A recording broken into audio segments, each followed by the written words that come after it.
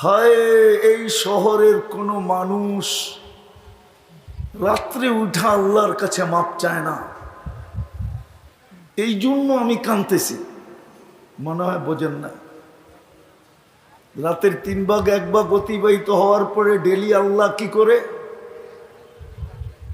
মাপ করার জন্য বান্দাকে কি করে বলুক, এখানে কয়জন যুবক রাত্রে মাপ চায় ঘুমায়? তো ওই বাবাজিকেই দেখতেছে কয়েকদিন পরে কবরস্থানে বসে কাঁদতেছে।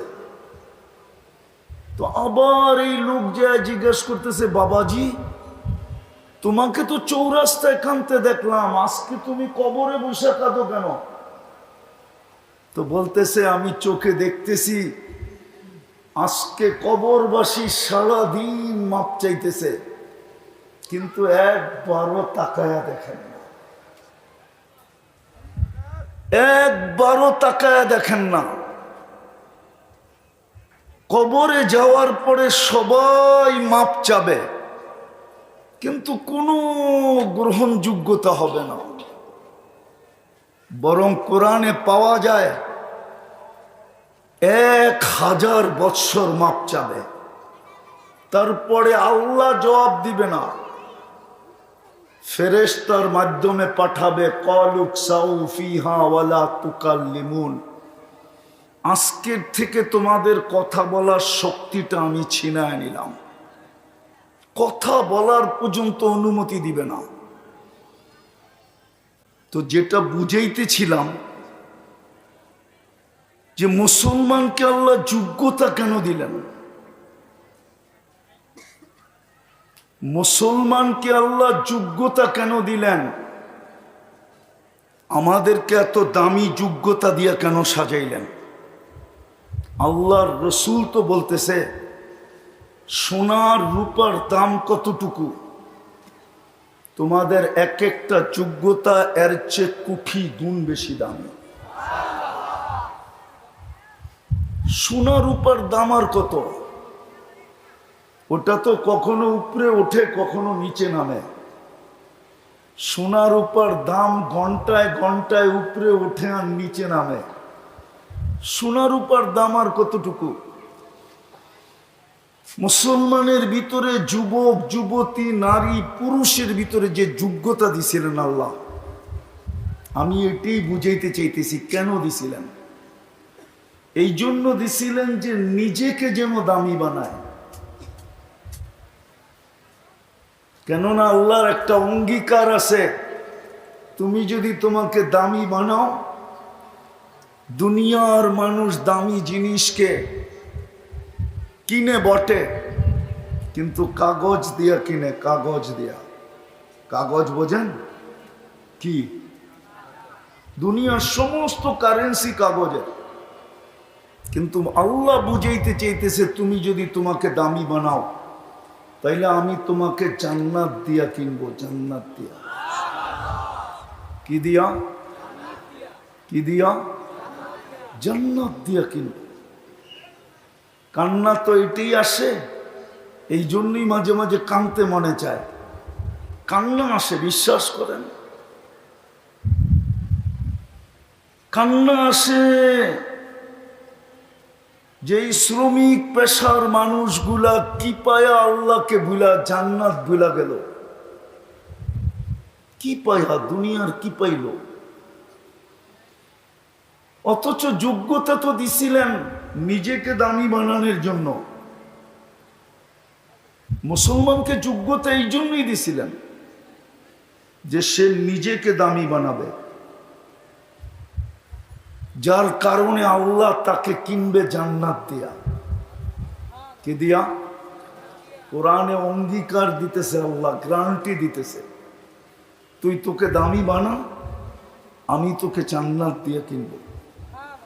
আল্লাহ যুবককেও কিনতে চাইতেছেন, বৃদ্ধকেও কিনতে চাইতেছেন, প্রত্যেকটা মুসলমানকে কিনতে চাইতেছেন যে আমি তোমাকে জান্নাত দিয়ে কিনবো, চিরদিনের জান্নাত। এই জন্য জান্নাতীদের সবচেয়ে মজা সবচেয়ে আনন্দ কখন হবে জানেন? জান্নাতে ঢুকানোর পরে সবচেয়ে আনন্দ হবে যখন ঘোষণা হবে আনতাহইয়াউ ফালা তামুতু আবাদা, চিরদিন থাকবে, কোনোদিন মৌত হবে না। দ্বিতীয় আরো আনন্দ হবে যখন বলবে আনতাশিব্বু ফালা তাহরামু আবাদা, চিরদিন যুবক থাকবে, কোনোদিন বৃদ্ধ হবে না। আরো আনন্দ বেড়ে যাবে যখন তৃতীয় ঘোষণা হবে আনতাসিহু ফালা তামরাজু আবাদা, চিরদিন সুস্থ থাকবে, অসুস্থ কোনোদিন হবে না। আরো আনন্দ বেড়ে যাবে যখন চতুর্থটা বলবে আনতানামু ফালা তাইআসু আবাদা, চিরদিন নিয়ামত বাড়বে, কোনোদিন কমবে না। এই চারটাকে আরো আনন্দময় করে দিবে তিন ঘোষণা, আরো তিনটা গ্যারান্টি দিবে, গ্যারান্টি কার্ড দিয়া দিবে, কার্ড মা তাস্তাহি আনফুসুকুম, যা চাবে তা মিলবে। দ্বিতীয় গ্যারান্টি কার্ড ওয়াতালুদ্দু আয়ুনুকুম, চোখে যেটা লাগবে ওটা তোমার। চোখে লাগা বোঝেন? চোখে লাগা বোঝেন? মাঝে মাঝে চোখে লাগে না? বাড়ি দেখলে লাগে, গাড়ি দেখলে লাগে, ঠিক না? কাপড় চোপড় দেখলে লাগে, ঠিক না? যুবক তো সারাদিন কত কিছু চোখে লাগে, ঠিক না? বেশি তাকাইলে আবার জুতোও দেখায়, ঠিক না? ঠিক না? না মনে হয় বোঝে নাই, ফিডার খায় তো কোত্থেকে বলবো। যুবক তো সারাদিন কত কিছু চোখে লাগে, ঠিক না? কিন্তু জান্নাতে যেটা চোখে লাগবে ওটা তোমার। তৃতীয় আরেকটা আছে ফালা তা'লামু নাফসুম মা উখফিয়া লাহুম, আল্লাহ বলে বানায়া লুকায়া রেখা দিছি, মাঝে মাঝে আমি তোমাদের সামনে করে দিয়া তোমাদেরকে অবাক বানায়া দিব, আশ্চর্যান্বিত করে দিব, হতবাক করে দিব, চক্ষু কপালে উঠায় দিব, এরকম নিয়ামত বানায় রেখা দিছে। জান্নাতের জমিন তো দুনিয়ার মতোই, ঠিক না? এই পচা জমিন, ঠিক না? জান্নাতের জমিন মুস্কার জাফরান দিয়া অথবা শুধু মুস্ক দিয়া। জান্নাতের ছোট বাড়ি এই দুনিয়ার 10 গুণ সমান বড়, আর ওইটা লেখা দেওয়া যায়, কোনো বাঙালি পাবে না। বাঙালি এর চেয়ে বড়টা পাবে ইনশাআল্লাহ। সবচেয়ে ছোটটা যে পাবে ওর নাম হাদিসে লেখা আছে। বাঙালি এর চেয়ে একটু বড়টা পাবে, বড়টা বড়র দিকে যাবে। দুনিয়ার জান্নাতের বিল্ডিং এর তালার দূরত্ব হলো জমিন থেকে আকাশ পর্যন্ত। এক তালার দূরত্ব জমিন থেকে আকাশ পর্যন্ত। কতজনই তো একটা বিল্ডিং বানায় খুশিতে আত্মহারা হয়ে যায়, ঠিক না? না হয় না? না মনে হয় বোঝেন না আমার কথা। জান্নাতের বিল্ডিং একতলাই হবে জমিন থেকে আকাশ পর্যন্ত। বলবেন ছাদে যামু কেমনে, ঠিক না? সুপার লিফট লাগায় দিবে, আঙ্গুল দিয়া চলবে না, মন দিয়া চলবে। চোখের পলকে ছাদে নিয়ে নামায় দিবে, সুপার এক্সেলেটর লাগানো আছে, চড়তে দেরি, ছাদে নিয়ে যেতে দেরি করবে না। দুনিয়ার মতো পচা মাটির ইট দিয়া বানাবে না, একটা ইট সোনার, একটা ইট রূপার। দুটাকে জোড়া দিবে দুনিয়ার সিমেন্ট দিয়া না, মুস্ক দিয়া। ছাদ পিটাবে দুনিয়ার পাথর দিয়া না, মুক্তা দিয়া, মুক্তা দিয়া। ছাদ ডালাই হবে মুক্তা দিয়া, জান্নাতে ফল ধরবে সোনার গাছে, দুনিয়াতে ধরে কিসের গাছে? কাঠের গাছে, ঠিক না? জান্নাতে ফল ধরবে সোনার গাছে, রূপার গাছে, জবরজুদের গাছে, জমররুদের গাছে, ইয়াকুতের গাছে, মারজানের গাছে, মুক্তার গাছে, হীরার গাছে। ফুল ধরবে সোনার লতায়, রূপার লতায়, কলা ধরবে সোনার গাছে। জান্নাতে সমস্ত ফার্নিচার হবে 8 প্রকারের জিনিস দিয়া, সোনা দিয়া, রূপা দিয়া, জবরজুদ দিয়া, জমররুদ দিয়া, ইয়াকুত দিয়া, মারজান দিয়া, মুক্তা দিয়া, না হয় হীরা দিয়া। ডেলি 70 বার কাপড় চেঞ্জ করবে। জান্নাতে পুরান কাপড় রাখার কোনো আলমারি নাই, ময়লা হইলে ধোয়ার কোনো ওয়াশিং মেশিন নাই। শুধু বাজ ভাঙতে দেরি, চেঞ্জ হতে দেরি হবে না। আল্লাহ পড়ায়ও দিবে, আবার খোলায়ও দিবে, নিজের খুলতেও হবে না, পড়তেও হবে না, এই কষ্টটাও দিবে না। জান্নাতের ভিতরে বুক থাকবে 70 হাজার আইটেম, 24 ঘন্টা সাজানো থাকবে। কোনো বাবরচি পাক করবে না, আল্লাহ কুদরত দিয়ে পাক করবে। জান্নাতে কোনো পেশাব পায়খানা হবে না। লা ইয়াবুলুন ওয়ালা ইয়াতাগাওয়াতুন। বলবে হজম হবে কিভাবে? তো ওটার জন্য দুনিয়ার একটা সিস্টেম বুঝাইলে বোঝানো যায়।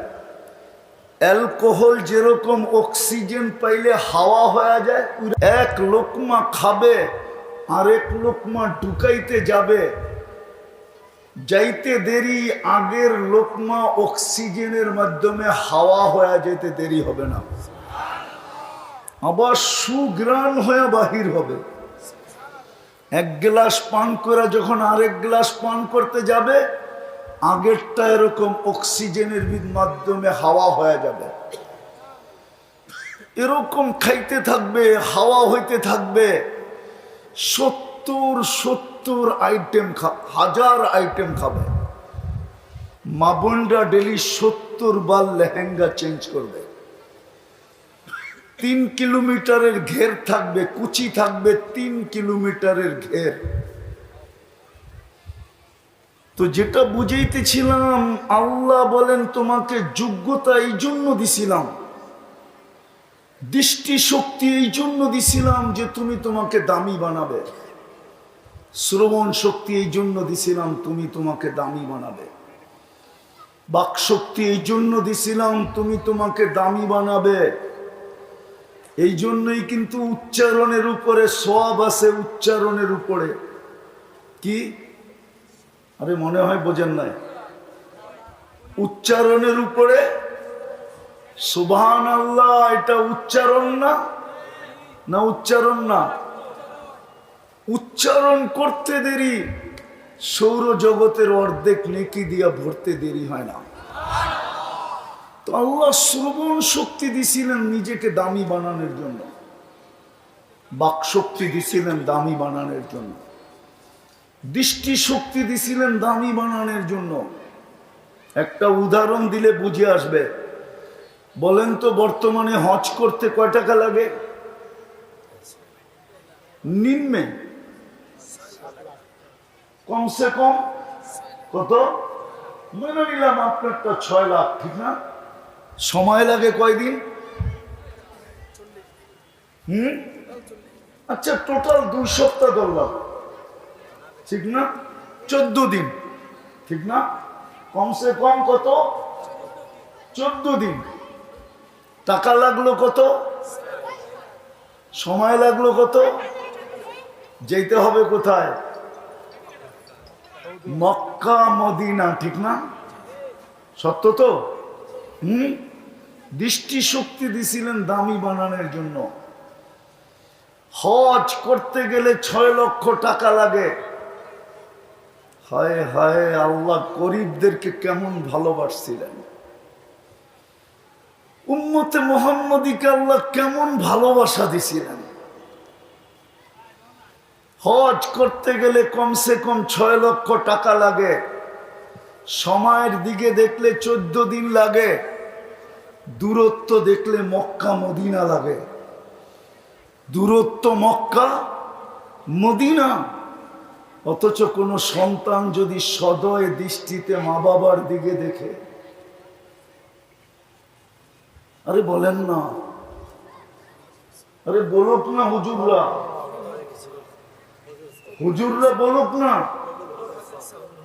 যদি কোন সন্তান সদয় দৃষ্টিতে মা বাবার দিকে দেখে, কিন্তু এখানে তো একজন যুবকও নাই যে ডেলি বাহির থেকে দৌড়াইতে দৌড়াইতে দৌড়াইতে দৌড়াইতে যায়। যদি জিজ্ঞাসা করে তুই দৌড়াস কেন, বলে তুমি বুঝবে না, বলে বল না দেখি বুঝি কিনা, বলে আমি তো গরিব, হজ করার তো সুযোগ নাই, 6 লক্ষ জমাইতেও পারবো না, করতেও পারবো না। 14 দিনের জন্য যদি চলে যাই, ডেলি আনি ডেলি খাই, 14 দিন আমার সংসারও চলবে না, যাইতে হবে মক্কা মদিনা, এত দূর পর্যন্ত যাওয়াও সম্ভব না। আমি শুনছি মা বাবার দিকে সদয় দৃষ্টিতে দেখলে নাকি কবুল হজের ছোয়াব মিলে, তাই আমি ছুটা যাইতেছি, ঘরে যাইয়া মাকে সদয় দৃষ্টিতে দেখব, বাবাকে সদয় দৃষ্টিতে দেখব, কবুল হজের সোয়াব আমার আমলনামায় লিখব। আর আল্লাহর রসুল বলেন হজ্জুল মকবুল, কবুল হজ, এটার বিনিময় একমাত্র জান্নাত। হইল নি জান্নাত না হইল না? হ্যাঁ, আল্লাহ চুপ